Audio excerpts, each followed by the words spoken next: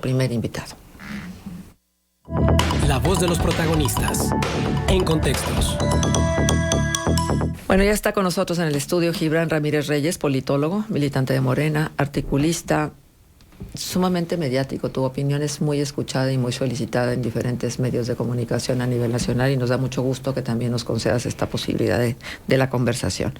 Vamos a hablar del arranque del proceso electoral en Coahuila, del momento que vive Coahuila, enmarcado precisamente en este proceso electoral. Gracias, Gibran, por acompañarnos. Manuel, Arturo, Marcela, te saludamos. Es un gusto estar con ustedes aquí en la cabina después de hablar varias veces. Manuel, Arturo, Marcela, son ustedes muy escuchados aquí. Entonces, siempre que me toca llamada con ustedes, recibo mensajes de mis amigos laguneros. Qué bueno, muy bien, Gibran. Gracias, Gibran, por lo que estás acá. Se descompusieron las cosas. Parecía muy enfilado Morena a tener un lugar muy importante del proceso electoral con más certezas, con más seguridades. No digo que ahora no lo tenga, pero ahora hay una cierta división, y si me lo permites llamarle así, que pudiera hacer que los planes se pudieran poner más difíciles para Morena. ¿Qué pasó? ¿Qué sucedió? Sobre todo aquí en Coahuila. La estructura, las bases no hicieron el trabajo, o lo que se movió desde el gobierno federal fue lo que enturbió el proceso electoral de Coahuila. Eso descompuso mucho. El gobierno federal claramente tenía un favorito, un miembro del gobierno federal. La estructura de Morena y la estructura de Bienestar, que a veces son la misma cosa, se fueron con esa indicación encubierta de Palacio Nacional. No alcanzó para que el candidato oficial creciera, y en esto López Obrador es muy disciplinado. Si su candidato favorito no es ganador, pues cambia de candidato. Y quedó muy claro que Ricardo Mejía no era ganador.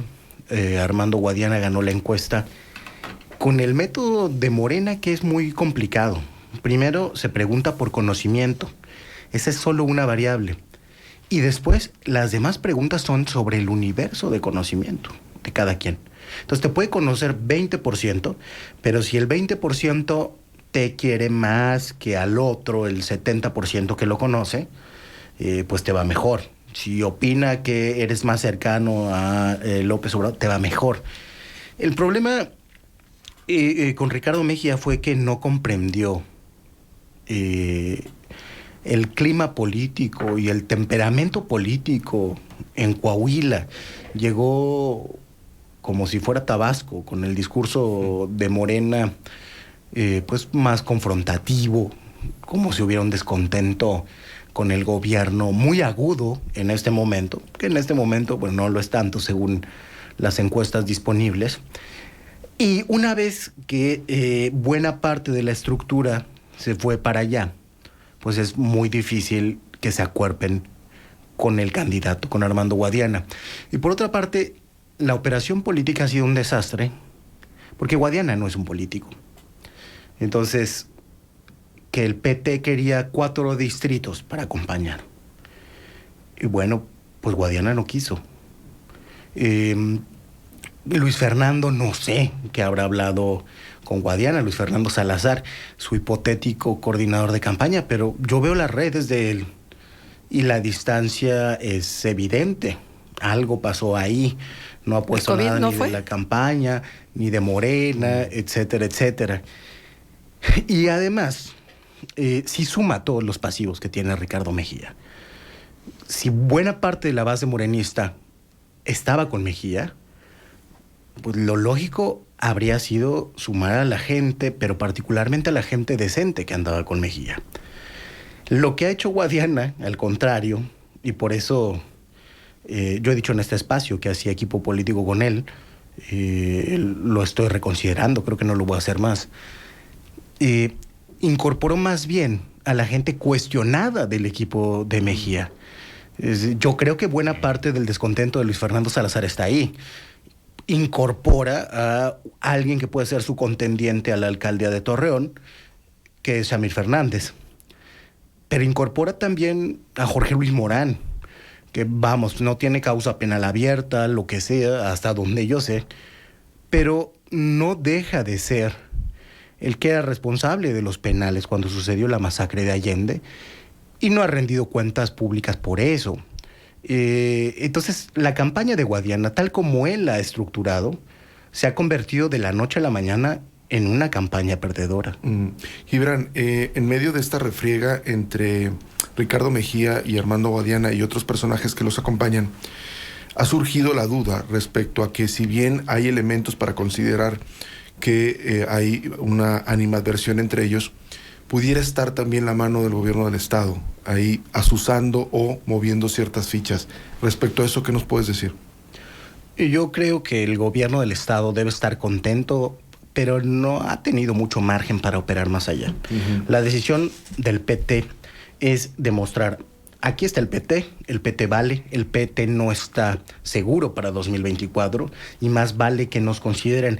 Al PT se le ha maltratado mucho, a diferencia de el Verde, por ejemplo, no se le concedió ninguna de las candidaturas a gobernador. El Verde tiene a Gallardo, prácticamente tiene también a Mara Lezama, que es muy cercana al Verde orgánicamente, digámoslo.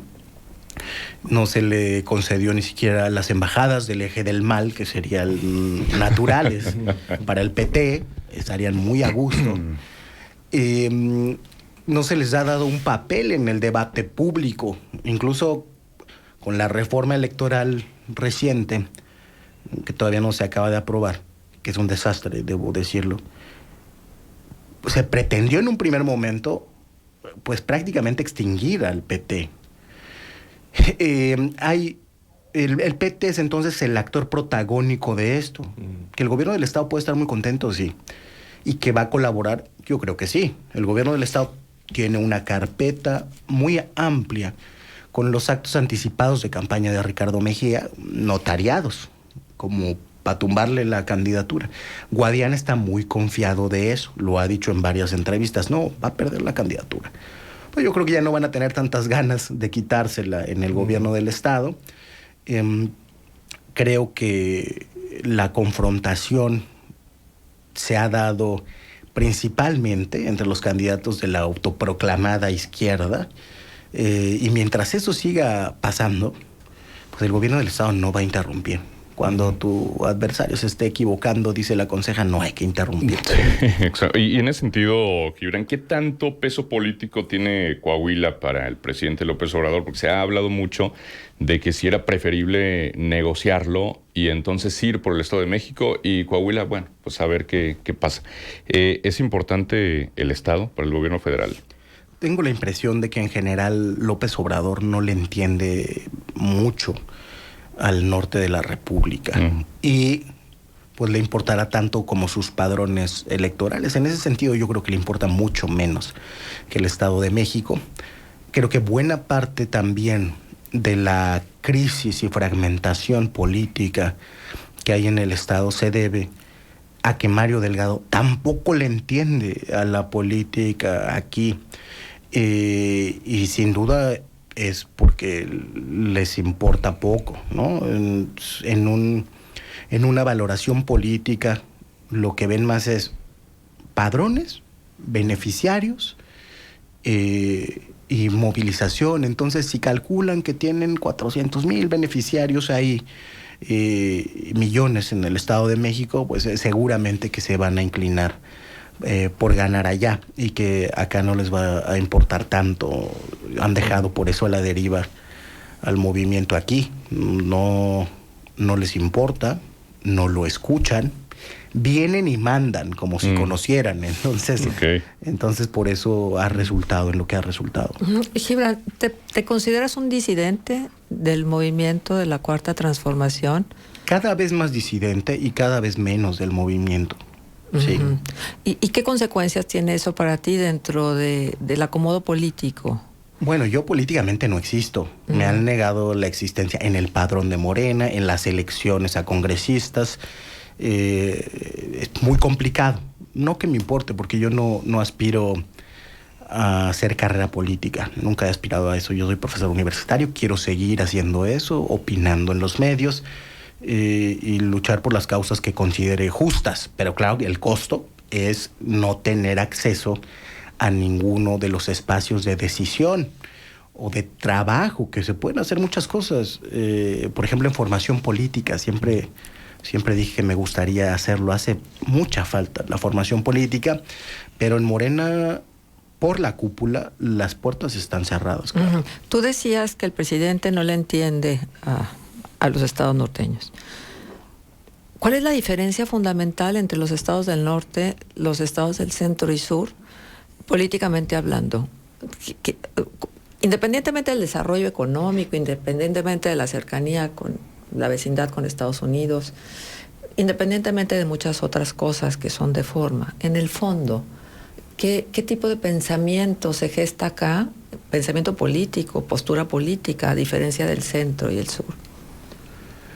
En algún sentido, yo diría que en el sentido económico, el norte es claramente más conservador, y esto tiene una explicación muy sencilla, que es que en el norte se concentran los empleos formales del país. Entonces, el acceso a derechos, particularmente a la seguridad social, es mucho más amplio.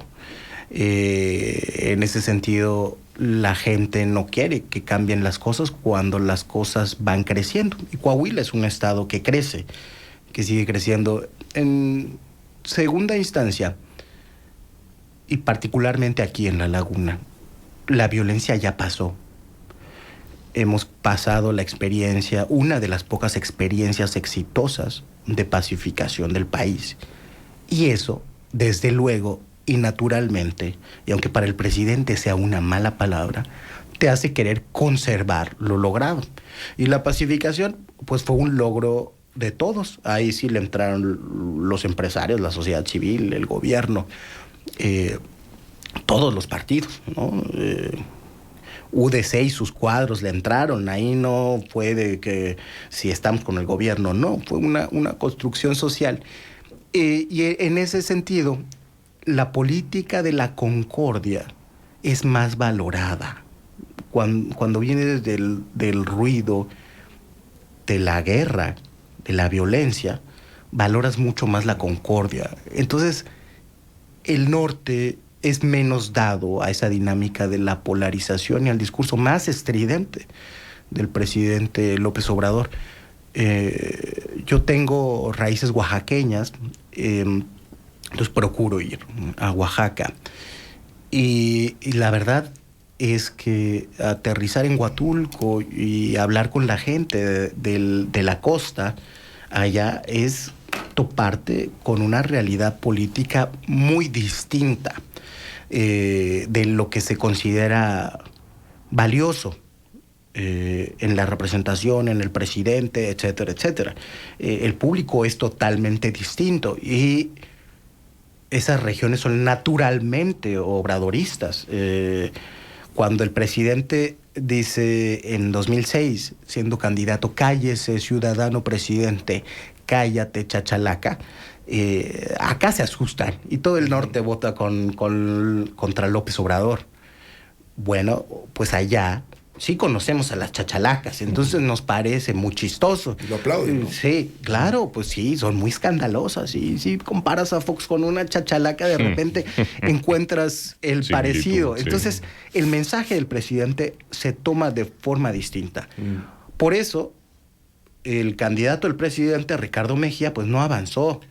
Avanzó un candidato claramente muy norteño, claramente empresario, dudosamente de izquierda, no, progresista puede ser Armando Guadiana, pero que sí comprende más el temperamento, la textura política. Sí. No, nada más déjame anotar algo, lo que tú decías en relación al crecimiento económico y tal.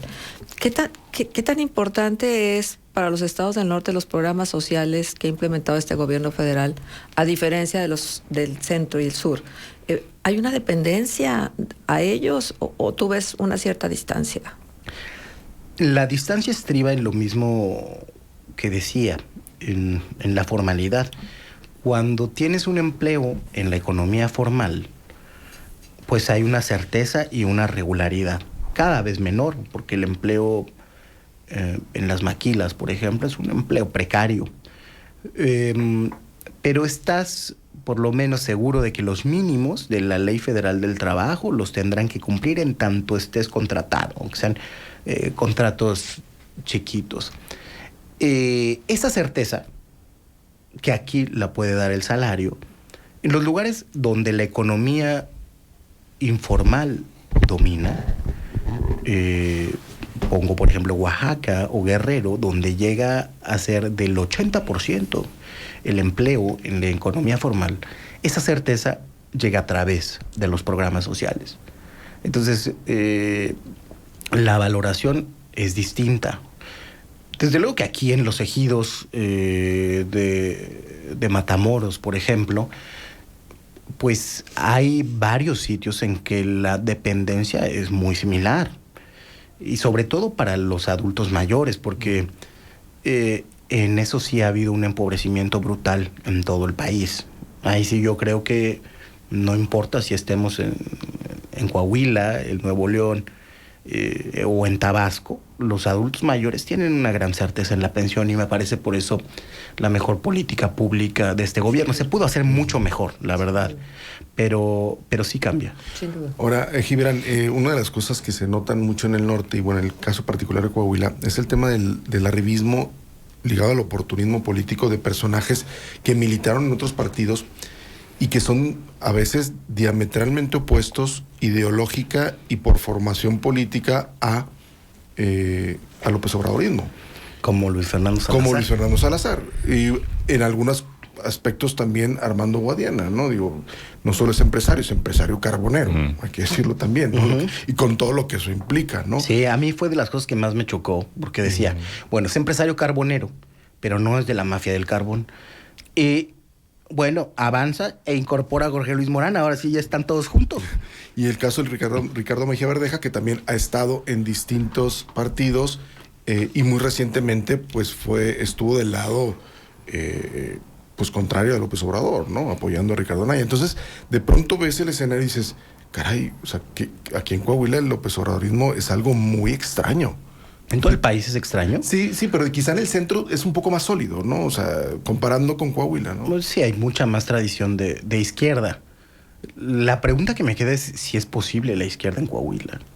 Ha sido posible, desde luego conozco la historia del cardenismo acá. O el magonismo, ¿no? También en su momento. Del magonismo.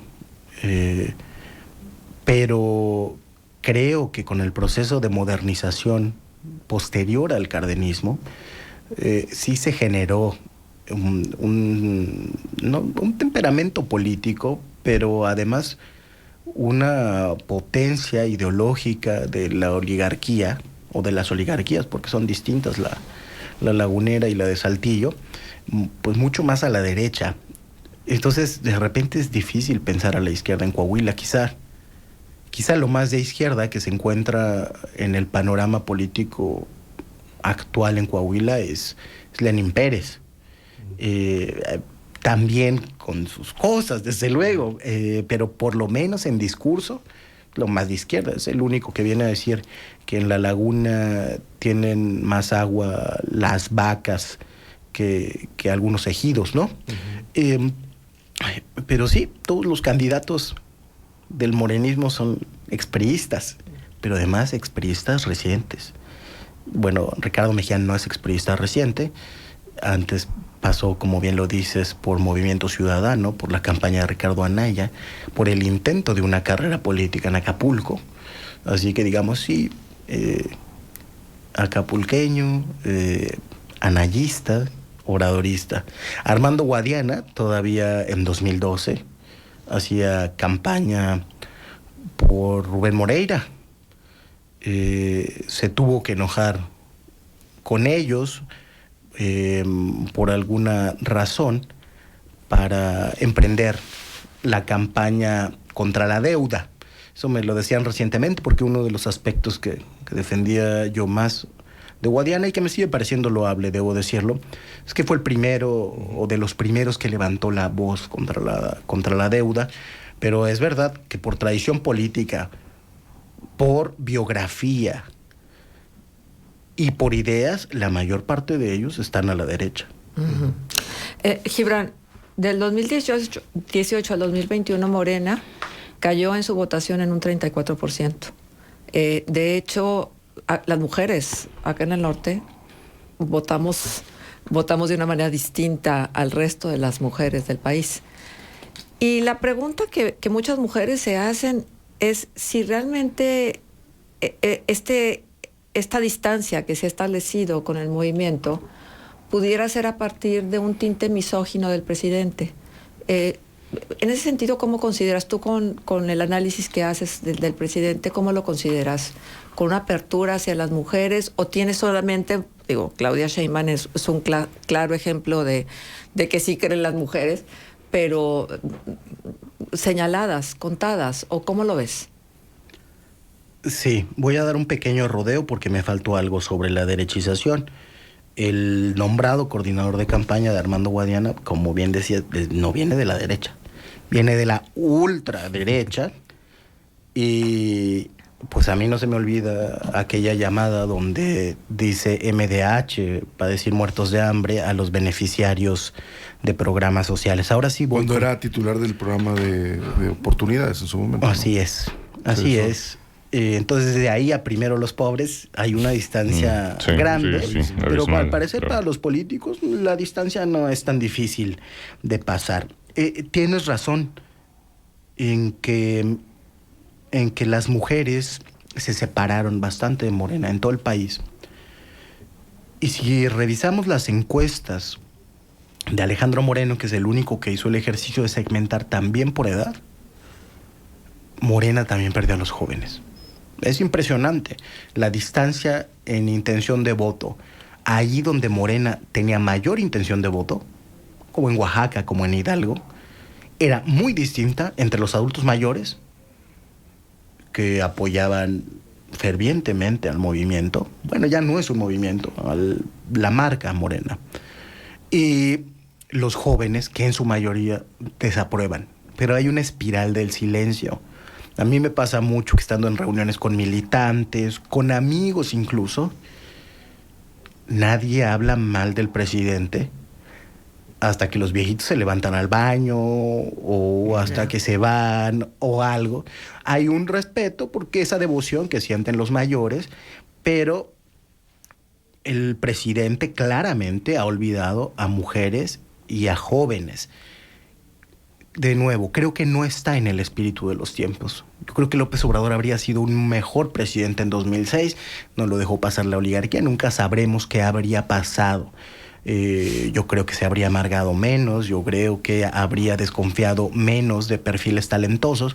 Tenía un gabinete talentoso anunciado en 2006. Le había ido bien en la Ciudad de México, ¿no? Fue un gobernante pragmático en la Ciudad de México. Lo queríamos mucho. 89% aprobábamos su gestión. Impresionante. Esa ciudad ahora vota contra Morena, la Ciudad de México, y es, a juzgar por las marchas en defensa de la autonomía de los órganos electorales, es un fenómeno que se da en todas las clases medias urbanas del país.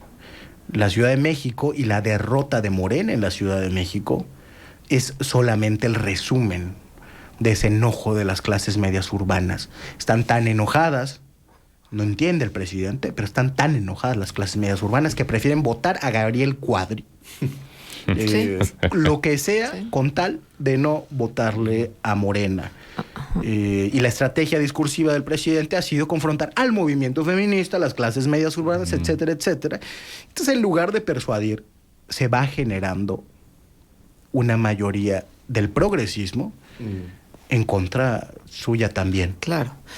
Gibran, se nos quedan muchos temas. Yo te quisiera comprometer al aire para que en otro momento siguiéramos revisando de esta manera tan general y tan abierta lo que nos viene pasando como país. Sí, ya acá nos anotan y lo dicen bien. ¿No será que los estados norteños están más educados académicamente hablando? Y entonces por eso también haya diferencia.